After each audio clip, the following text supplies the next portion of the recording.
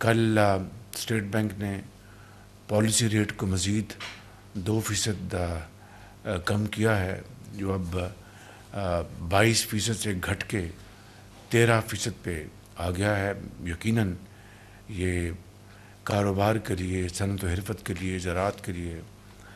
Exporters کے لیے، سرمایہ کاروں کے لیے بہت ایک خوشائند بات ہے، اور اس سے ہمیں امید ہے کہ ہماری جو پیداواری، جو ہماری جو قابلیت ہے وہ بڑھے گی، اور سرمایہ کاری بڑھے گی، اور اس سے پاکستان کی اکانومی کو انشاءاللہ بڑا بھرپور فائدہ ہوگا۔ اور مہنگائی بھی اس وقت